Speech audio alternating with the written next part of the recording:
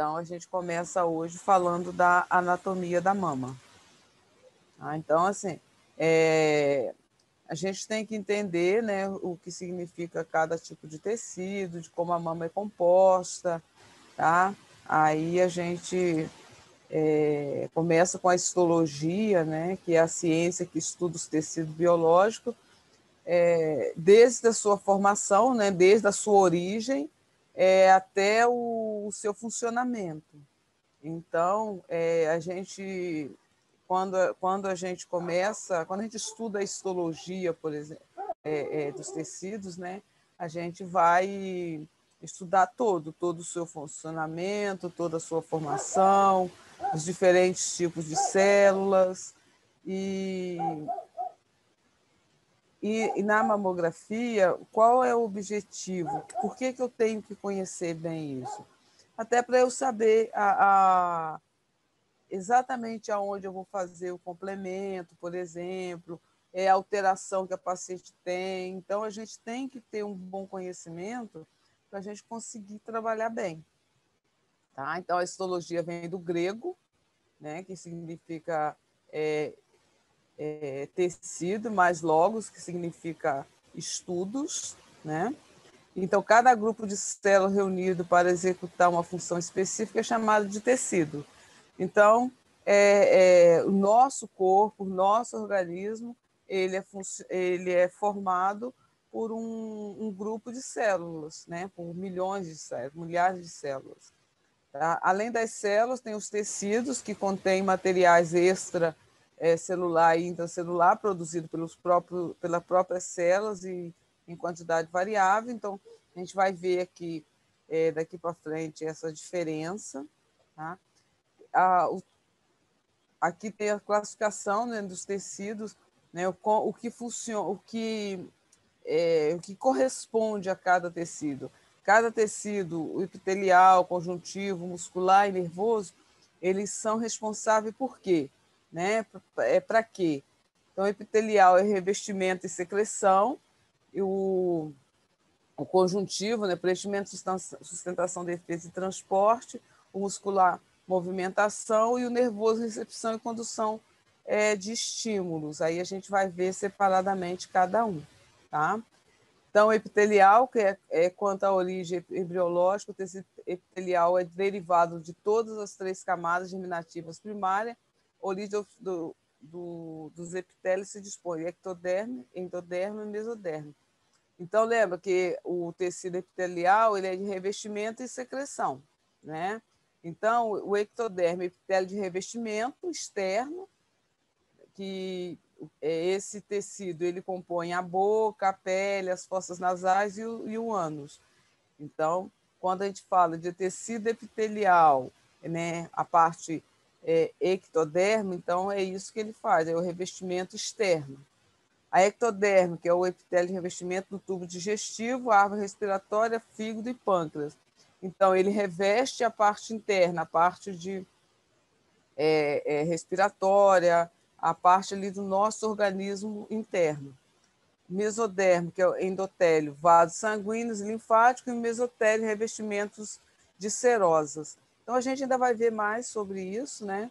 Então, assim, quando a gente fala epitelial, então lembra que ele é um tecido responsável pelo revestimento e pela secreção do nosso organismo. Ele é classificado com epitélio de revestimento e epitélio glandular. O de revestimento, ele apresenta um polo voltado para a superfície, denominado região apical, e outro polo voltado para o tecido conjuntivo subjacente, denominado basal. Então, vocês vão ver daqui a pouquinho como é a figura ali, a foto de como são essas células, como elas se classificam. Tá? Ele é avascular, logo se nutre via difusão de substância a partir do tecido conjuntivo. Então, para o tecido epitelial se nutrir, ele depende do tecido conjuntivo. Então, eles são interligados, né? Um acaba dependendo do outro. Então, aqui tem a classificação, né, dos tipos de epitélio, de como são formadas essas células. Aí aqui vocês vão ver as fotos, aí vocês vão entender. Tem o escamoso ou pavimentoso, cúbico, cilíndrico ou colunar. Estou passando rapidinho, que daqui a pouco vocês vão ver ali a foto. Classificação dos epitélios e revestimento quanto ao número e camadas celulares. Então, o epitélio simples, ele tem uma única camada de célula, então não tem muito revestimento, não tem muitas camadas. O estratificado, que é mais de uma camada de célula, e o pseudoestratificado, que é uma única camada de célula, mas por serem células de diferentes comprimentos, dá a impressão de que são várias camadas. Então, quando a gente olha esse pseudoestratificado, a gente tem a sensação dele ser parecido com o estratificado, dele ser igual, dele ter várias camadas, né, mais de uma camada, mas não é, ele só é parecido devido ao formato, tá? Mas ele é simples. Então, está aqui. Ó. Então, a gente observa aqui os tipos de tecido. Então, é claro, está aumentado aqui, só para vocês terem uma noção de como funciona esse tecido, qual o desenho, né, qual o formato desse tecido epitelial. Então, quando a gente fala do simples escamoso, a gente vê que ele é simples, né? Ele é fino, ele tem um desenho só, né? A gente olha esses desenhos, parece várias escamas. O cúbico, simples cúbico, a gente vê que ele tem as escamas, tá? Mas ele tem vários desenhos ali cúbicos, ele é mais fino também, mais simples. O colunar, vocês observam que ele é mais alto, né? Ele é um tecido que tem uma altura maior, diferenciada. O estratificado escamoso, a gente vê ó, que ele é como se ele tivesse o desenho de todos, né, num só. A gente observa que são várias divisões. O estratificado cúbico, que a gente vê que ele é mais simples, né, ele é mais delimitado. E o pseudoestratificado, ele tem a aparência, né, ele tem a sensação dele ser como um cúbico, só que ele é mais parecido com o colunar, tá vendo? O desenho dele, mas ele é só parecido, ele não tem a mesma formação do tecido colunar. E o transitorial, que a gente vê que tem o desenho de cada um, a gente observa que ele tem o formato de todos os outros tecidos. Então, aqui só para vocês terem uma ideia assim, de como funciona o tecido epitelial. Tá? Claro que o que a gente mais vai dar ênfase aqui vai ser na anatomia, quando chegar lá na parte da mama, tá? Aqui só para vocês terem uma noção mesmo. Então, as células do tecido epitelial glandular, elas produzem as secreções, né, que pode ser armazenada e secretada. Tanto a gente vê que a mama, por exemplo, ela secreta, ela tem a secreção do leite. O pâncreas tem a secreção da insulina, né? Então, ele pode ser armazenado e secretado para outra parte do corpo ou eliminado pelo organismo, como a proteína, no caso dos pâncreas, né? Que o pâncreas é um dos órgãos principais, muito importante, né? Quando ele não funciona corretamente, geralmente as pessoas diabéticas é porque ele não, ou ele produz menos, ou ele produz demais a insulina, então isso vai depender muito do estágio ali da pessoa. Lipídios, que são as glândulas sebáceas e adrenais, e os complexos carboidrato e proteína, por exemplo, as glândulas salivares. Né? As glândulas salivares, elas são secretoras, né? Elas excretam a saliva. Tá? O leite é o produto de secreção das glândulas mamárias, contém esses 3 tipos de substância. Então, por que o leite materno, né, ele é tão rico? Né? Ele tem tudo ali que precisa. Ele tem proteína, ele tem lipídios, ele tem carboidrato, ele é eliminado pelo organismo, né, na época da amamentação, então ele é secretado ali com a amamentação e é um dos produtos mais importantes ali na fase da criança, ali pelo menos até o 6º mês. Então, ele pode ser unicelular ou multicelulares, tá? Então, as glândulas multicelulares, elas classificam quanto ao local onde a secreção é lançada. Então, ela vai ser diferenciada ali, né, de acordo com o tipo de glândula, com o tipo de secreção. As endócrinas, que lançam seus produtos direto no sangue, e as glândulas tireoides. A gente sabe, né, da importância das glândulas tireoides.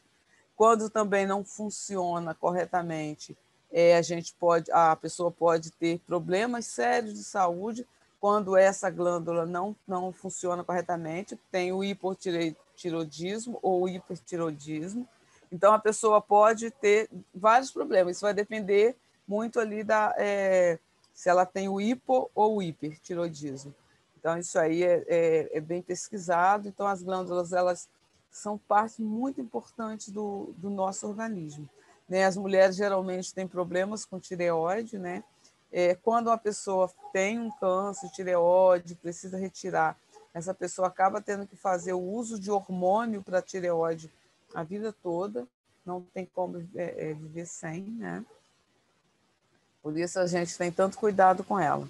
A exócrinas lança seus produtos para fora do corpo ou no interior das cavidades, né? A glândula salivar e a mamária, tá? Então, elas tanto podem fazer, elas podem secretar, né? Elas podem lançar, isso pode ser para o próprio interior do corpo ou pode ser para fora do corpo, como o leite, por exemplo. O pâncreas, né, ele funciona como exócrina e endócrina, porque ele faz a secreção para fora e para o interior do organismo. Então, o pâncreas ele é uma das glândulas bem importantes. Quando mau funcionamento, a gente tem problemas sérios também. Então, na amamentação, a gente vê essa importância, né, grande a gente de funcionar corretamente, né? Na amamentação é a parte muito importante, porque boa noite, porque a criança ali ela acaba adquirindo vários anticorpos ali devido à amamentação. Por isso é tão importante, pelo menos, amamentar crianças até os sexto mês. Porque pelo leite, né, pela amamentação, ela consegue ter todas as substâncias importantes necessárias ali para a sua sobrevivência, para a sua saúde mesmo, e isso acarreta uma saúde para a vida toda. O tecido conjuntivo, né, que morfologicamente ele caracteriza-se por apresentar diversos tipos celulares separados por abundante material intercelular. Então, ele é responsável pela formação de fibra, né, nos processos de cicatrização, sustentação do organismo, reserva energética, preenchimento, armazenamento, defesa e nutrição. Então, a gente teve um corte na pele. Então, quem é o responsável por aquela cicatrização ali? É o tecido conjuntivo. Então, é um tecido que vai fazer, vai proteger ali o nosso corpo, vai proteger o nosso organismo ali, vai nos dar sustentação, vai nos proteger ali de reserva energética, né, vai defender, né, como ele tem essa função de proteção, né, de defesa, de proteger todo o organismo, então ele também tem que ser bem cuidado.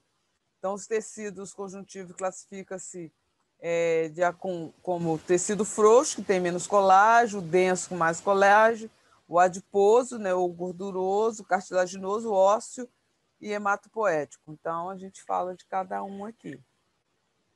O conjuntivo frouxo ele preenche espaço não ocupado por outro tecido, apoia e nutre as células epiteliais, envolve nervos, músculos e vasos linfáticos.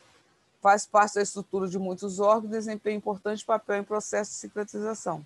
Células de vários tipos, 3 tipos de fibras, colágeno, elástica e reticulares e matriz. Então, quando o tecido conjuntivo, ele tem essa propriedade, ele tem essa função de proteger todo o organismo, de cuidar da pele, o colágeno. A gente sempre fala muito, né, em colágeno, porque a gente acaba com o tempo, o próprio organismo vai perdendo um pouco de colágeno, um pouco dessa elasticidade da pele, então isso está ligado diretamente ao tecido conjuntivo. O adiposo, que é o tecido gorduroso, a gente fala na mamografia muito em tecido adiposo, porque as mamas, com o tempo, ela vai perdendo o tecido glandular e vai sendo substituído por tecido adiposo, tá? Mas não é só a mama que tem esse tecido gorduroso. A gordura é muito importante para o nosso organismo, né? Então, o tecido conjuntivo adiposo possui a seguinte função: formar gordura, proteger o nosso corpo contra o frio. Então, funciona como isolante térmico e serve como fonte de energia. Então, mesmo as pessoas que não tem gordura nenhuma no corpo. Não, a gente sempre tem, a gente não tem aquela gordura em excesso, aquela gordura desnecessária, mas a gordura é importante. As pessoas, por exemplo, é muito, muito magra, aquelas pessoas que a gente vê só a pele ali, vê o formato dos ossos das pessoas. Geralmente são pessoas que ela não tem tanto isolante térmico, ela não tem tanta proteção ali contra o frio, né? E a gordura ela serve como fonte de energia. E a célula característica, né, do tecido adiposo é o adipócito. Então, aqui está mostrando, né, essa reserva, né? Então, o excesso de gordura é estocado no adipócito, que expande em seu tamanho até que a gordura seja usada como combustível.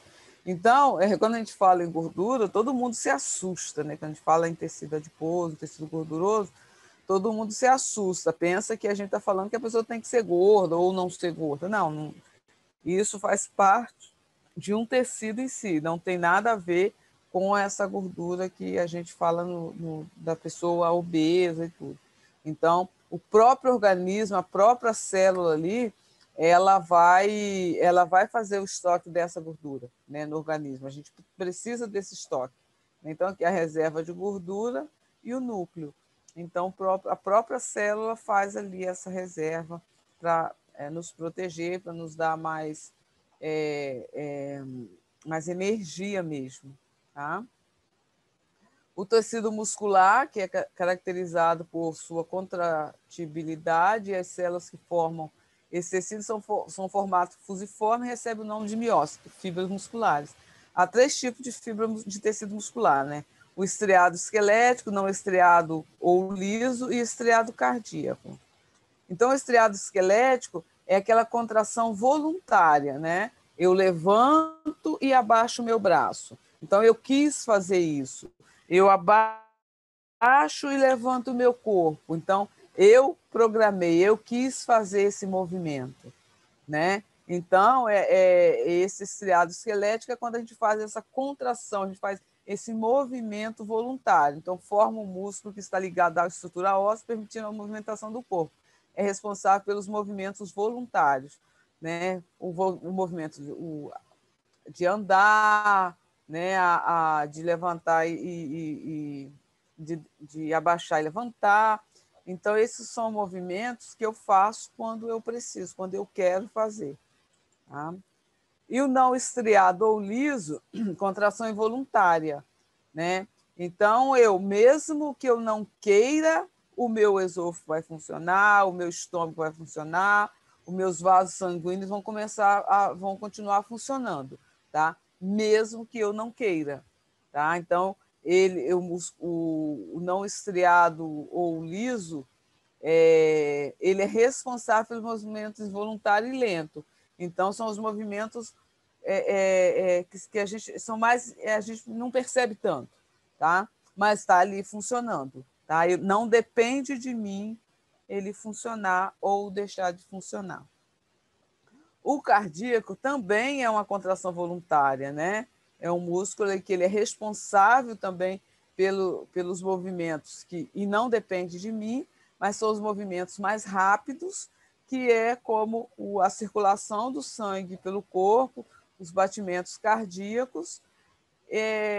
Mesmo que eu não queira, o meu coração vai continuar batendo, mesmo que eu não queira, o meu corpo, o sangue vai continuar circulando pelo meu corpo. Então, o responsável por esse movimento involuntário mais rápidos é o estriado cardíaco, tá?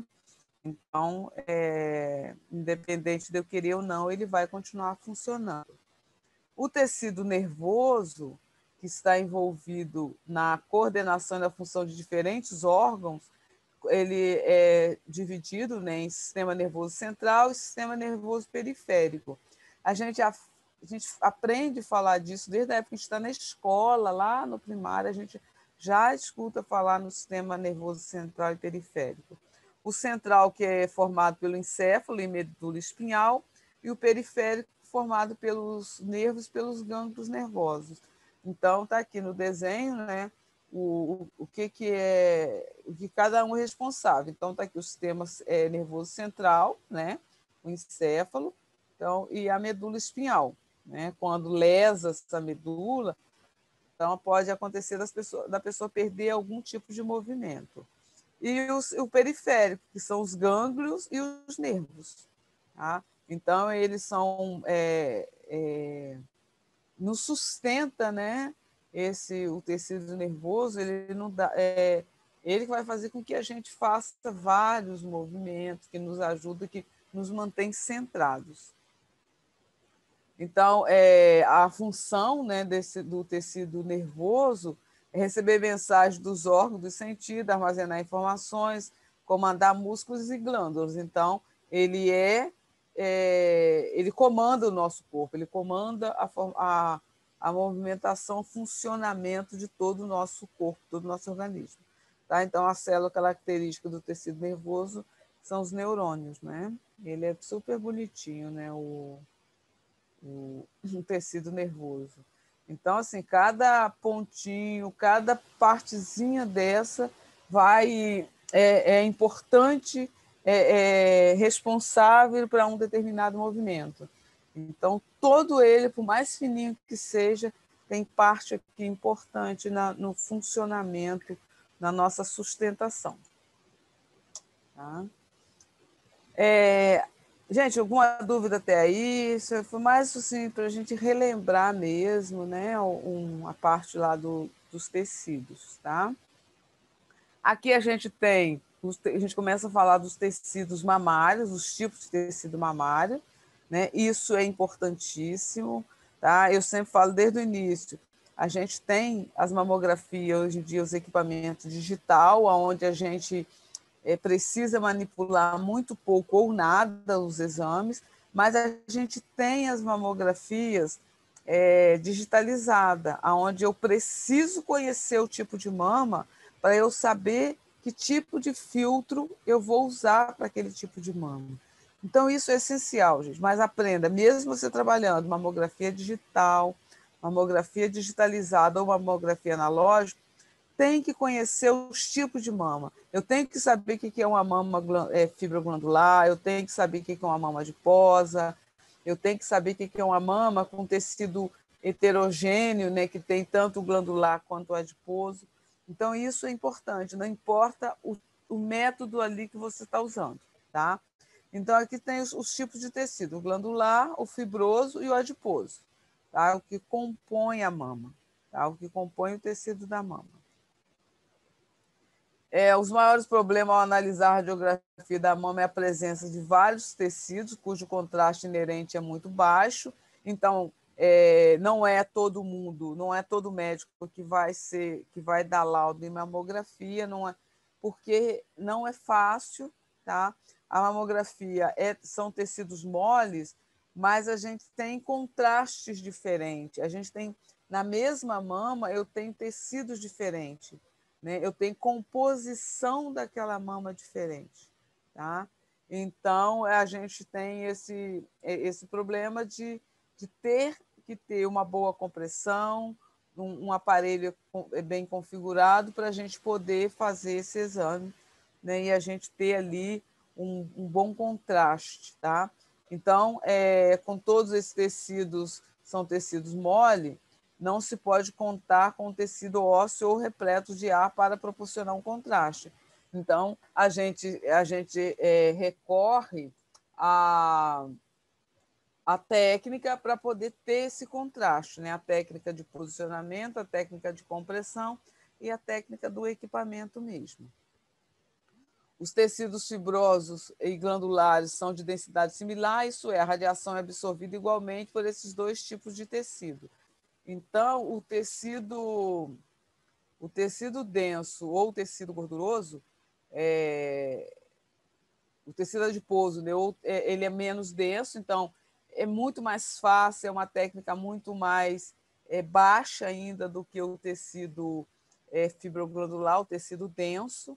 Então, geralmente, quando a gente faz uma mama de uma pessoa de mais idade, uma pessoa que já entrou na menopausa, a gente observa e vê que essa técnica ela é muito mais baixa do que a mama densa, por exemplo. Tá? Então, a gente tem essa facilidade. A maior dificuldade na mamografia são as mamas mais densas, que são mais difíceis de serem visualizadas. Então, essa diferença na densidade entre o tecido adiposo e o tecido fibroso e glandular fornece a diferença na densidade fotográfica evidenciada na radiografia. Então, quando a gente olha a mamografia, a gente vê essa diferença, né? A gente vê o tecido denso, ele é mais claro, né? Ele é mais branco, o tecido glandular, ele é mais escuro, desculpa, o tecido glandular ele é mais claro, o tecido gorduroso ele é mais escuro. Então, essa diferença ali de densidade é que vai fazer com que eu consiga classificar ali aquele tipo de mama e visualizar ali a mama como um todo. Então, tá aqui, ó. Esse aqui é uma imagem, tá, gente, na internet, tá? Tecido mamário, existem 3 tipos de tecido mamário: o glandular, o fibroso ou conjuntivo, adiposo com menor densidade, mais escuro. Então, ó, o glandular, densidade semelhante, maior, mais clara, tá? Então, glandular. O tecido fibroso e conjuntivo, né, a gente vê que ele tem menos densidade. E o adiposo, que é o mais escuro, o mais preto que aparece aqui, é o tecido gorduroso. Tá? Então, quando o médico pega uma mama que ela é toda assim de tecido branco, toda ela, é muito mais difícil de visualizar, é muito mais difícil de analisar do que uma mama igual a essa, que a gente classifica como mama heterogeneamente densa, porque ela tem tecido glandular e tem tecido gorduroso, né? Então, é uma mama mais difícil quando ela é toda branca. Quando ela é toda assim, tecido gorduroso, ela é muito mais fácil de ser analisada.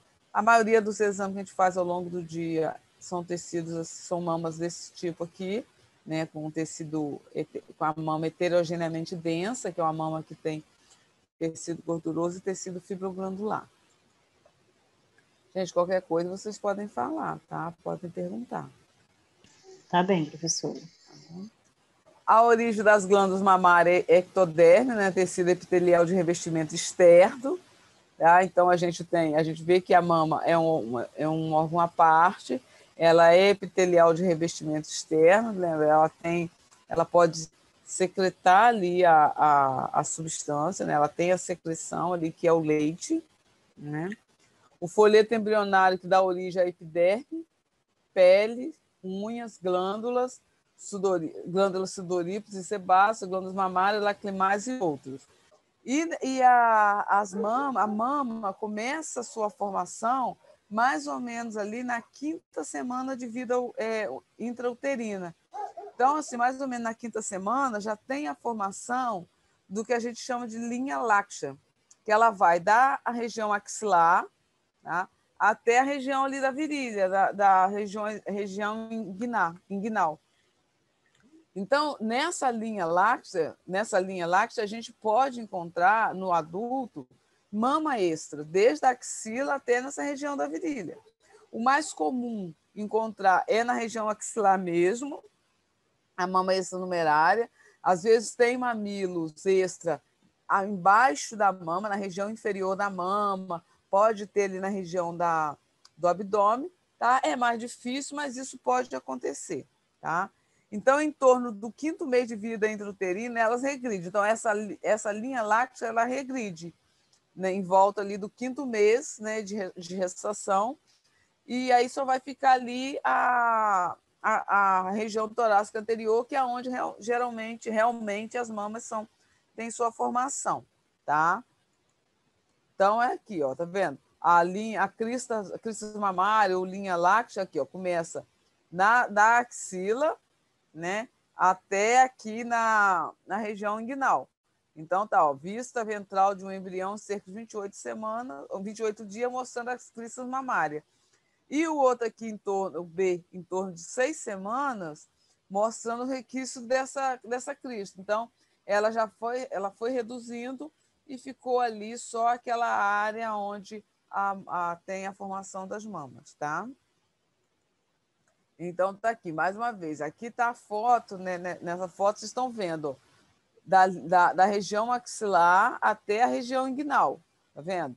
Então, onde vocês estão vendo esses pontinhos, pode se formar ali, pode ser que por algum motivo ele não retraia nesse período aqui de 6 semanas e formar ali a mama extranumerária, tá? Às vezes tem pessoas que você faz um exame, ela tem aqui, ó, embaixo aqui na região inferior da mama, um mamilo.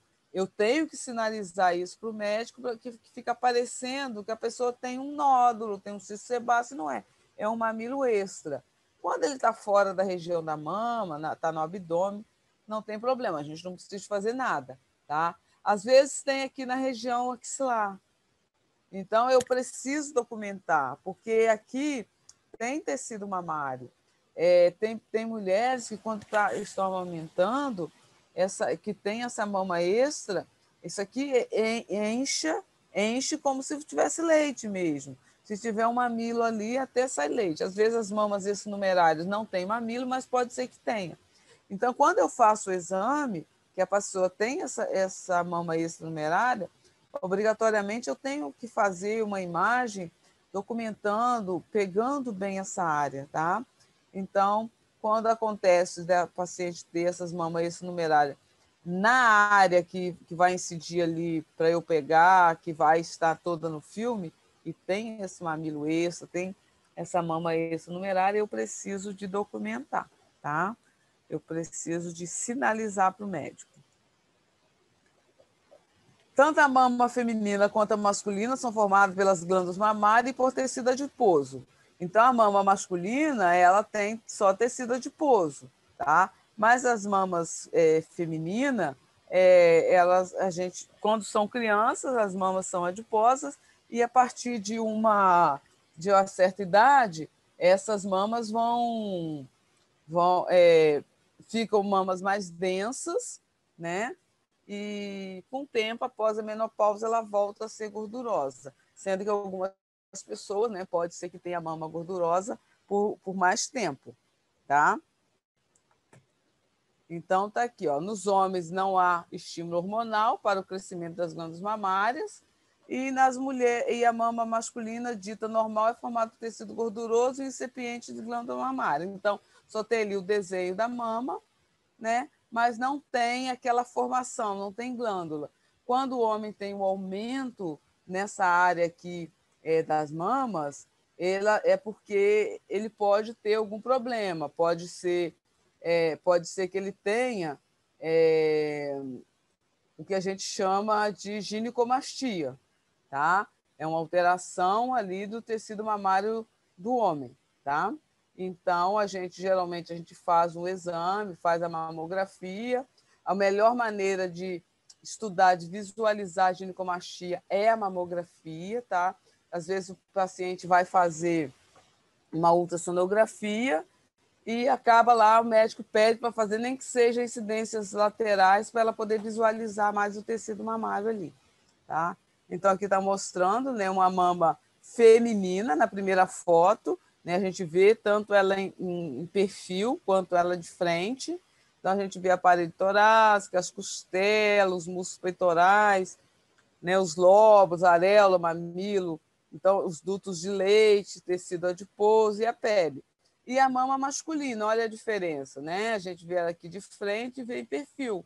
Então, a gente vê basicamente o músculo, pele e gordura, né? E tem areola, o mamilo, mas é tudo muito mais sutil, tá? Então, a evolução, né, da evolução genital feminina na infância, né? Como é essa classificação? É infância até 9 a 10 anos, né? Criança até 9 a 10 anos está na infância, a puberdade entre 11 e 16 anos. Quem tem filho nessa idade sabe que aí eles ficam falando que estão já com 11 anos, eu sou pré-adolescente, né? Assim que eles falam, que eles adoram falar que são pré-adolescentes, com 10 anos. A maturidade é de 16 a 40 anos, né? Aí é onde a gente tem toda a responsabilidade da vida. Climatério de 45 a 55 anos. Geralmente, as mulheres entram na menopausa entre 45 e 55 anos. Tem algumas pessoas que até entram antes, tem outras pessoas que entram por volta de 50. Então, é mais ou menos isso, né? Entre 45 e 55 anos, o organismo está ali se preparando para poder entrar na menopausa, tá? Então, e a senilidade após a menopausa. Aí a gente já perde um pouco já tem outros problemas, né? Após entrar na menopausa, que aí tem perda de hormônio, né? Tem algumas pessoas fazem reposição, outras pessoas se dão bem com a reposição, outras não. Tem pessoas que não sobrevivem sem a reposição. Então, devo ou não usar a reposição? Isso é o médico que acompanha a paciente que vai fazer essa avaliação de acordo com o histórico, com os exames dela. Então, assim, cada pessoa vai ter um tipo de hormônio, um tipo de como será usado esse hormônio. A evolução, né, do broto mamário, do sistema ductal. Então, aqui está mostrando a evolução desse broto mamário, né? Broto mamário do embrião na 6ª semana, então a gente vê que é só um resquíciozinho, o B 12 semanas, aí ele já começa, né, a se aprofundar, porque a gente sabe que é assim, né? É como se aqui fosse o mamilo e aqui fosse o broto mamário. Então, a gente começa a ver que ele se espalha. Ele começa atrás, né? Eles são espalhados atrás e se afunilam até o mamilo. Então, o C, que é a proliferação e ramificações de 6 ao 8º mês, né? E o D, que é de 280 dias de gestação. Tá? Então, já está bem formado, aí depois ele só vai mesmo crescendo. Tá? Aqui eu acabei repetindo a foto. Então, tem o sistema, na 6ª semana, o sistema ductal em fase puberal, o sistema ductal da mulher adulta em fase pós-puberal, sistema ductal de lactação, o sistema ductal na fase pós-menopausa. Então, a gente vê que a formação, né, da mama, ela começa logo nas primeiras semanas, né? E os ductos ali, eles começam a se formar, eles começam a se ramificar ali nas primeiras semanas. As mamas são glândulas sudoríparas, sem cápsula ou bainha especial, localizada na parede torácica anterior do tecido subcutâneo, sobre o músculo peitoral menor e maior. Esse músculo peitoral menor e maior, a gente escuta falar nele o tempo todo que a gente está trabalhando. O músculo peitoral maior, ele obrigatoriamente ele tem que estar presente na mamografia, na incidência média lateral oblíqua. O músculo peitoral menor não deve estar presente no posicionamento de média lateral oblíqua, mas quando eu preciso ver até o músculo peitoral menor, eu tenho as incidências extras, tá? Que a gente vai falar mais em outra aula. No centro da mama está localizada a papila, né, mamária, que é a areola e o mamilo. Tá? Então, é a parte que ali é onde a parte da areola, aquela parte mais pigmentada, né, mais escurecida ali.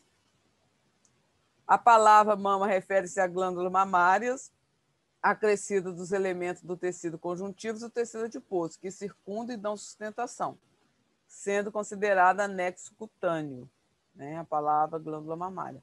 As mamas são características dos mamíferos, tendo como função a nutrição. Vocês podem ver que está aqui sexualidade entre aspas, por quê?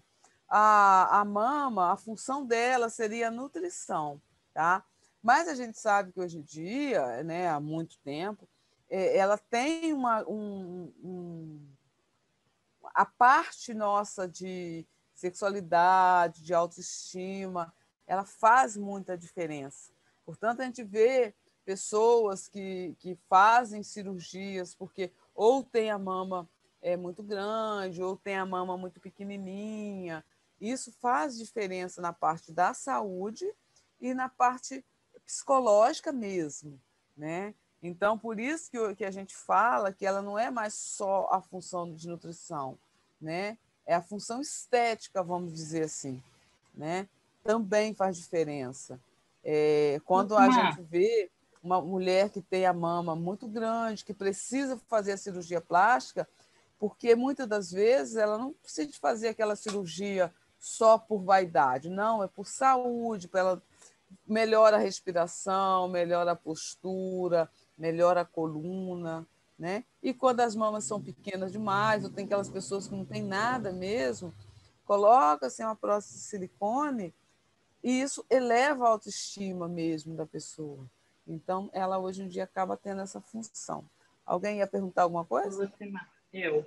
Quando a pessoa põe um silicone assim, muito grande, por exemplo, tem como fazer a mamografia? Olha, porque outro dia eu estava vendo um programa que uma mulher colocou maluca lá dos Estados Unidos. Gente, eu fiquei horrorizada. Né?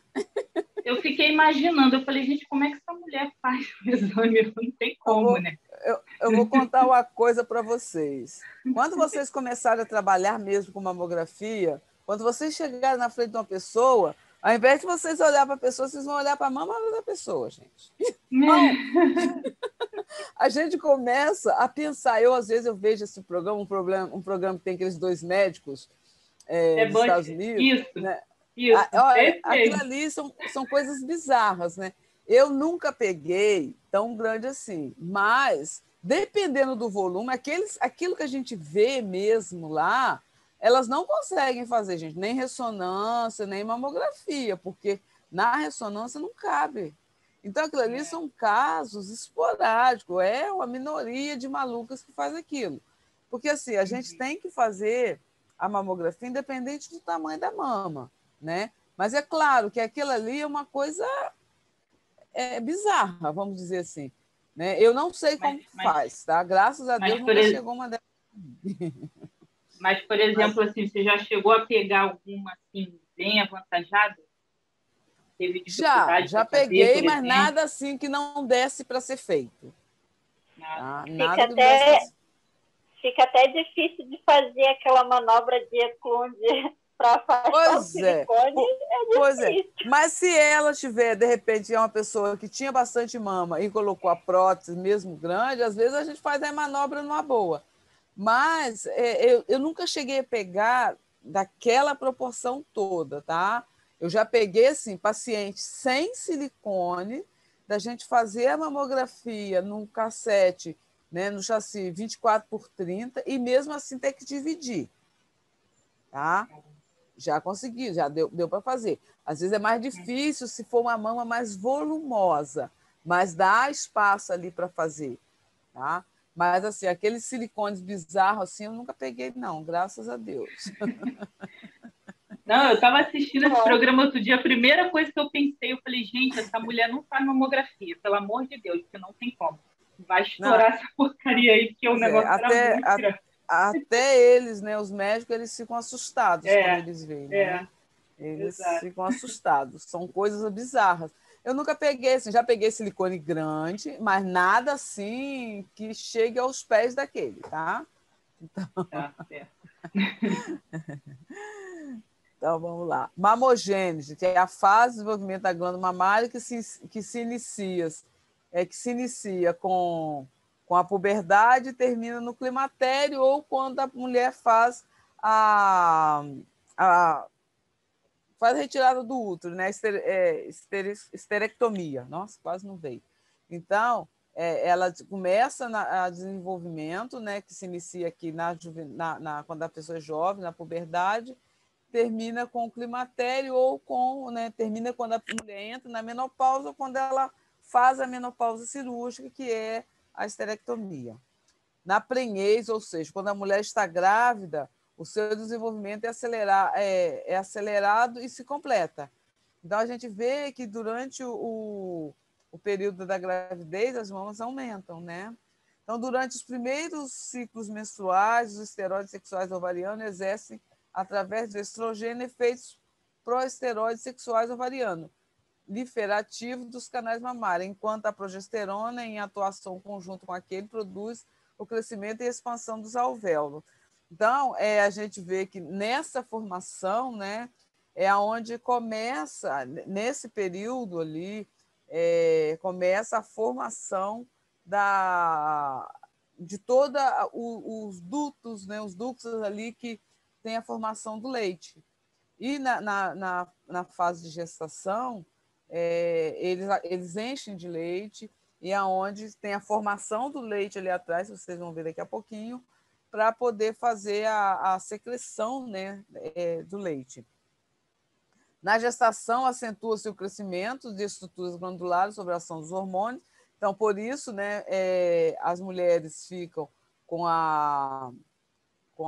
as mamas muito grandes, porque acaba tendo esse aumento, né, de tudo, devido aos hormônios, a ação dos hormônios na gravidez. Então, faz com que as mamas aumentam, né, e tem essa produção do leite. Então, os hormônios, eles têm uma ação muito grande nesse período. A prolactina durante a gravidez sobe de nível normal, tá? De 10 a 25 mg por mililitro, a níveis altos. Embora a prolactina estimule um crescimento significativo da mama e se encontra disponível para lactação, somente o pré-colosso é produzido durante a gestação. A prolactina, né, é um tipo de hormônio, e vocês vão se deparar, às vezes, com algumas pacientes que, quando você começa a comprimir as mamas, ela sai uma secreção leitosa. Aí, às vezes, a gente até pergunta: a senhora está amamentando? Porque lembra bem esse pré-colosso, lembra bem aquele início de amamentação. E, às vezes, não. Tá? Às vezes, ela tem um nível de prolactina alto, independente da gravidez. Às vezes, ela não está grávida, e pode ser devido a alguma disfunção hormonal mesmo, mas pode ser por alguma medicação que essa pessoa esteja tomando. Então, é importante a gente fazer essa pergunta: ela está tomando alguma medicação? Eu acho que existem alguns antidepressivos, alguns calmantes, alguns remédios que pode aumentar ali a prolactina. Então, é sempre bom a gente perguntar, tá? Porque pode acontecer isso. E às vezes sai bastante, mas mesmo assim a gente tem que fazer a mamografia. Tá? A mulher adulta, cada uma das glândulas mamárias ou mamas é uma eminência cônica ou hemisférica localizada nas paredes anterolaterais torácicas. Tamanho, formato, isso vai depender da estrutura física de cada mulher. Tá? O tamanho vai variar de mulher para mulher, o formato. Às vezes a gente faz um exame, a gente olha uma pessoa que tem o mesmo formato da outra, mas o tecido é diferente. Então, cada mama é única, tá? Então, o tamanho da mama varia de uma mulher para outra, inclusive na mesma mulher, dependendo da sua idade e da influência dos ovários, dos vários hormônios. Então, pode acontecer, a gente geralmente, né, tem uma mama um pouquinho diferente da outra, mas pode acontecer de vocês observarem essa diferença grande na mesma mulher. Tá? Ela tem uma mama, as mamas são assimétricas, elas têm tamanhos diferentes. Tá? É importante que as mamas assimétricas, o posicionamento não seja simétrico. O que significa isso? Independente do tamanho da mama, eu tenho que pegar toda a mama. Tá? A mama direita ela é bem maior. Eu vou pegar quadrante lateral, quadrante medial, mamilo, a parte profunda aqui, próximo ao tórax. A mama esquerda é bem menor, mas eu tenho que pegar quadrante lateral, medial, mamilo, músculo peitoral. Então, assim, os posicionamentos não depende do tamanho da mama, ele tem que ser bem feito, independente do tamanho. Tá? No entanto, eventualmente, a mama se estende para baixo, na porção anterior da segunda costela, até a sexta ou sétima costela. Então, assim, a mama é localizada assim, num contexto geral, a gente vai ver a mama entre a segunda e a sexta ou sétima costela e na região aqui do externo, tá? Então, a parte medial ela está bem próxima ao externo, a parte lateral está bem próxima à axila. Então, tem a parte superior, né, que é a parte que vai mais acima, mais próxima aqui da clavícula, e a parte inferior. Em mulheres normais, em período pré-menopausa, os tecidos fibrosos glandulares são constituídos de vários ductos, glândulas de tecido conjuntivo, recoberto por uma fina camada de gordura. Sob o aspecto radiográfico, o tecido conjuntivo e glandular são densos. Então, assim, aquele tecido mais difícil, geralmente são as pessoas mais jovens, né? Quanto mais jovem, mais densa a mama, mais tecido glandular e conjuntivo a pessoa tem, tá? Então, característica, esse tipo de tecido, ele vai mudando no período da menopausa, tá? Claro que tem pessoas que às vezes têm até a mama mais adiposa antes da menopausa, mas geralmente o mais comum é após a menopausa, tá? Que a pessoa tem a substituição do tecido denso por tecido gorduroso. Então, está aqui mostrando, né, uma mama em médio lateral, né, uma mama em perfil, né, médio lateral. Então, está mostrando aqui o aparelho torácico. Então, essa região aqui, onde tem as costelas, né, está bem próximo ao tórax. Aqui tem o músculo peitoral, tá? O músculo peitoral que ele vem até aqui embaixo. Tem os lóbulos, o lóbulo mamário, ó, tá vendo? Ele parece um cachinho de uva. Então, todos esses aqui, ó, são os lóbulos. Aí eles acabam se juntando aqui para a saída do leite, aqui no mamilo, né? Tem a areola, os ductos lactíferos, tá vendo? Olha, então tem aqui os lóbulos mamários, né? São vários. Então, eles se juntam aqui nos ductos, por onde são vários ductos, eles se unem aqui num canal, onde tem essa secreção do leite. O tecido gorduroso, né, adiposo, vocês estão vendo ele aqui apresentado em amarelo, e a pele, tá? Olha bem essa foto quando eu falar de prega inframamária. É esse aqui que é a prega inframamária, onde está o 8 aqui, que tem essa volta aqui, ó, a mama, ela se junta aqui, quase chegando no abdômen. Isso aqui é parte essencial de apresentar no exame, tá? Mas a gente vai falar isso lá na aula de posicionamento. Aqui a gente está vendo a mama de frente, tá? Quando eu estou de frente para o paciente. Então, tá aqui, ó, o músculo peitoral maior, nessa parte superior, bem próxima aqui à região da axila, né? Os ductos lactíferos, olha, tá vendo? Eles tá aqui, ó. Tá vendo? Essas cânulazinhas aqui, ó, são os ductos, tá? Ducto lactífero. Então, eles se juntam aqui, ó, todos para a saída do leite aqui no mamilo, tá? Os lóbulos glandulares, ó, tá vendo? Vários aqui. A pele, os alvéolos, né? O mamilo e os ductos aqui novamente. Então, aqui a gente está vendo de frente. Tá aqui apresentado em amarelo é a gordura.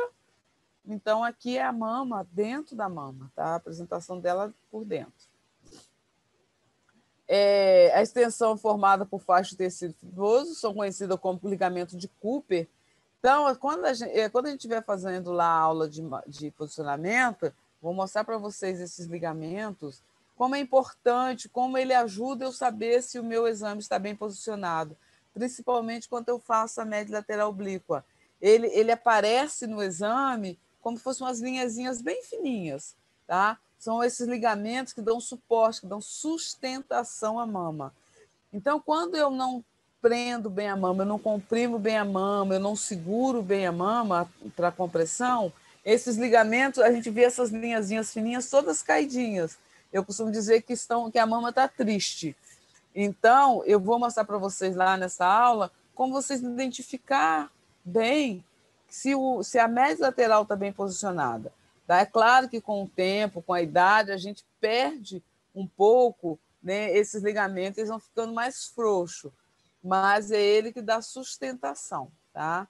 Junto à parte anterior da glândula, os ligamentos de Cooper se dirigem obliquamente em forma mais plana e se fixam na epiderme, na subderme, onde são denominadas cristas de Duret.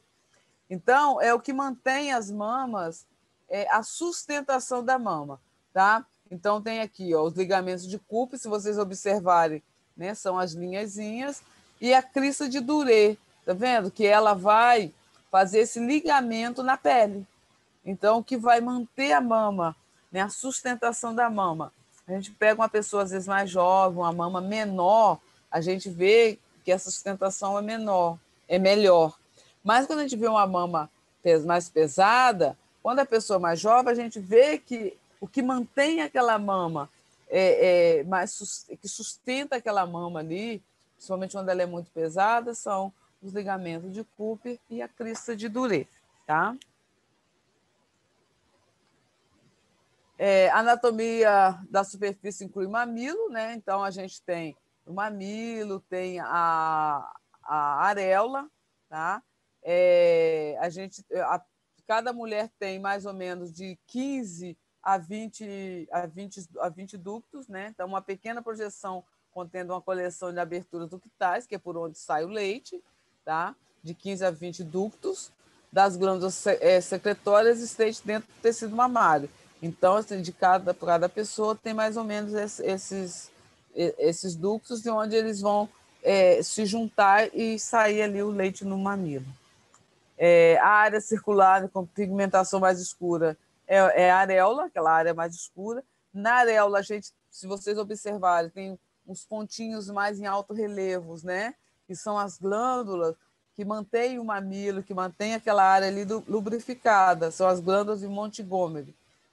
Elas são pequenininhas, parecem umas bolinhas, tá? Não pode, tem que ter o cuidado, que às vezes as pessoas podem mexer, pode achar que é alguma coisa, espremer, e não é. É uma glândula normal que ela vai manter o mamilo ali protegido e lubrificado, principalmente ali no período da amamentação.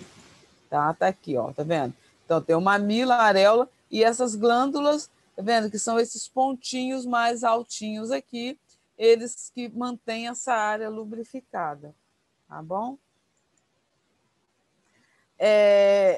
Observar os mamilos quando a gente está fazendo o exame é muito importante, porque às vezes o mamilo ele pode nos dar indicação se a pessoa tem uma suspeita ou não de alguma coisa, alguma alteração importante ali na mama. Por quê? Às vezes a gente pega uma paciente com o mamilo invertido, aquele mamilo mais para dentro. Então eu tenho que perguntar para a paciente se o mamilo dela sempre foi daquele jeito. Aí ela vai falar assim, sim, desde novinha, meu mamilo sempre foi assim, tá? Não, meu mamilo está assim, está mais ou menos 6 meses, uns 8 meses. Então, chama atenção. E às vezes é só um lado. Então, eu tenho que identificar isso na ficha da paciente, que aquele mamilo dela, da mama tal, está invertido há mais ou menos tantos meses. Tá? Tem o mamilo que a gente chama de pseudo-invertido, que é aquele mamilo que ele está invertido, mas se a pessoa mexer nele, ela consegue fazer com que ele fique normal, com que ele fique para fora. Então, tem o mamilo protuso ou normal, o semiprotuso ou plano, que são geralmente não tem problema nenhum, o hipertrófico ou hiperprotuso. Então, está aqui as fotos, tá? Então, o protuso ou normal, mamilo saliente bem definido. A gente pega as pessoas, período de amamentação, isso aqui é ótimo, né, para amamentar. Pode ver, tem pessoas que têm essa área mais escura, então isso vai depender de cada pessoa. Tem ali as glândulas ali para manter ele lubrificado. Então, isso aqui a gente tem que ter o cuidado na hora do posicionamento para esse tipo de mamilo aqui não sair dentro da mama e simular um nódulo. Então, ele tem que estar bem paralelo. O protuso ou semiprotuso, né, são mamilos normais também, tá? Mas eles não são mamilos que tenha igual o que a gente viu antes, né? Que tem que são grandes, são muito para fora. Eles são normais, mas tem uma delimitação ali menor, tá? A gente consegue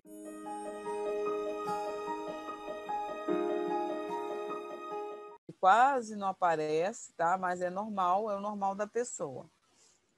Esse mamilo aqui invertido é que a gente sempre tem que perguntar, tá?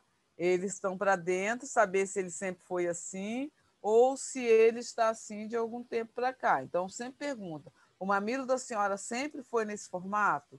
Porque, às vezes, se ele não era nesse formato, está assim de um tempo para cá, ele pode chamar atenção ali, ele pode ter indicação de ter um nódulo ali atrás, tá? O pseudo, né, invertido, que é aquele mamilo que ele está para dentro, mas se mexer, se estimulado, ele fica normal, tá?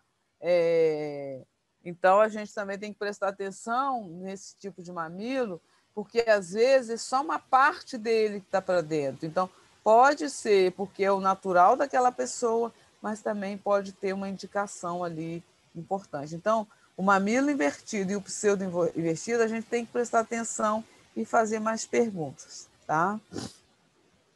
O hipertrófico ou hiperprotuso, então tem aqueles que são bem pequenininhos ou aqueles, tá vendo? Bem fininhos, e tem os que são grandes, que são exagerados. Então, eu tenho que ter cuidado na hora do posicionamento, para que às vezes a gente pega uma pessoa com a mama pequena ou a mama muito flácida, a mama que conforme eu vou comprimindo, o mamilo vai entrando dentro da mama. Então, eu tenho que sinalizar para o médico, eu tenho que fazer uma incidência complementar, eu tenho que marcar com o marcador metálico e sinalizar para o médico ali essa alteração.